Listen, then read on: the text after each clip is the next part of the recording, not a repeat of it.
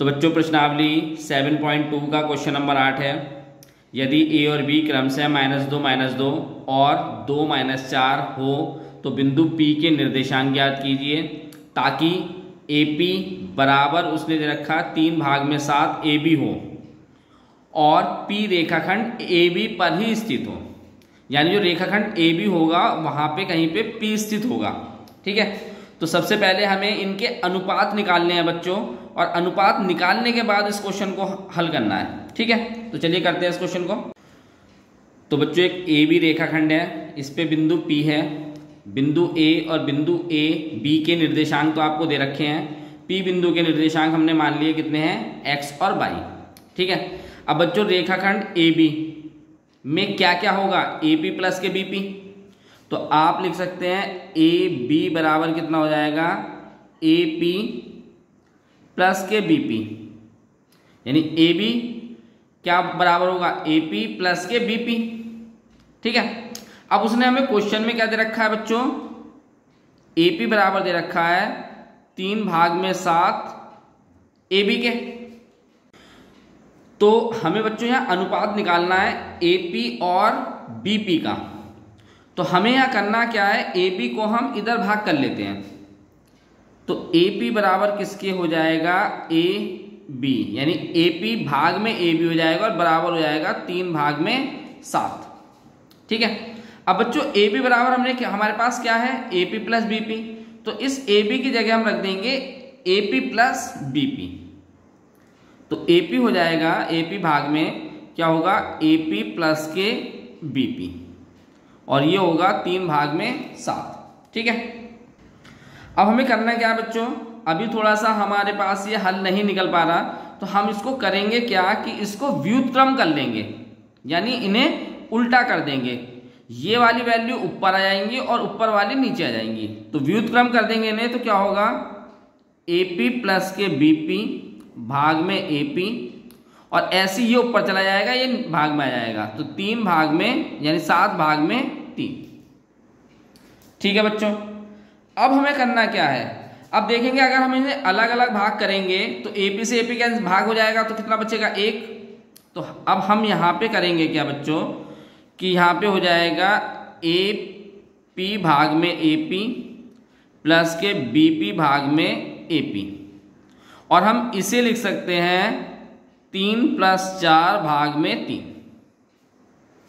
यहां भाग हो जाएगा तो कितना बचेगा, 1, और यहां होगा BP भाग में AP। इसको भी हम ऐसे ही कर देंगे, तो ये भी कितना हो जाएगा, 1 प्लस यानी 1 + 4 भाग में 3। ठीक है, अब इस 1 से हम इस 1 को काट देंगे, तो हमारे पास क्या बचेगा, BP भाग में AP बराबर 4 भाग में 3। तो ये हमारा अनुपात हो जाएगा। क्या अनुपात हो जाएगा, AP अनुपात BP।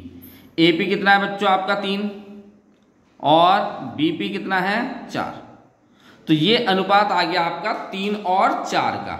ठीक है, यानी यहां से यहां तक का जो अनुपात है ये 3 है, और यहां से यहां तक का जो अनुपात है वो 4 है। तो अनुपात आ गया। अब हम इसका निर्देशांक निकालेंगे, किसके, बिंदु P के। तो P के निर्देशांक निकालेंगे बच्चों, तो हमारे पास A के मान जो होंगे वो x1 और y1 होंगे। तो यहाँ पे x1 कितना होगा, -2, और y1 कितना होगा, वो भी -2 होगा। फिर उसके बाद x2 कितना होगा हमारे पास 2, और y2 कितना होगा -4। फिर उसके बाद m कितना होगा बच्चों 3, और n कितना होगा आपके पास 4। निर्देशांक का फॉर्मूला आपको पता है मध्य बिंदु का, तो यहाँ पे x और y दोनों के निकालने हैं। तो x बराबर कितना होगा आपके पास, m x2 प्लस के n x1, अब भाग में m प्लस n। हमने पहले दूसरे क्वेश्चन करे थे ऐसी, y m y2 प्लस के n y1 भाग में m प्लस n। तो हमारे पास m कितना है बच्चों 3 है, x2 कितना है 2 है, प्लस n कितना है 4 है, और x1 कितना है हमारे पास -2 है, और यहाँ कितना होगा 3 प्लस में 4। ऐसे यहाँ पे m कितना है बच्चों 3 है, y2 कितना है -4 प्लस के n 4 है, और y1 कितना है वो भी आपके पास -2 है, और नीचे 3 प्लस 4 हो जाएगा। ठीक है बच्चों, अब ये 3 दूनी 6 हो गया, और 4 की गुणा आप 2 से करेंगे तो प्लस की गुणा माइनस से करेंगे तो माइनस हो जाएगा, और 4 की गुणा 2 से करेंगे तो 8 हो जाएगा, और ये कितना हो गया आपके पास 7। तो यहाँ पे बच्चों आप 6 में से 8 घटाएंगे तो -2 भाग में 7 आएगा x बराबर। y को कैसे निकालेंगे, 3 की गुणा -4 से करेंगे तो -12 हो गया, और 4 की गुणा -2 से करेंगे, अब प्लस माइनस तो माइनस हो जाएगा, तो 4 की गुणा 2 से करेंगे कितना हो गया 8 भाग में 7। अब 12 माइनस का है और 8 माइनस का है, इन ये दोनों ही क्या होंगे बच्चों जुड़ जाएंगे, तो y बराबर कितना हो जाएगा -20 भाग में 7।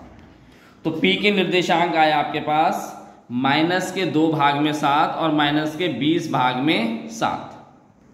तो p के निर्देशांक लिख सकते हैं आप -2 भाग में 7 और -20 भाग में 7।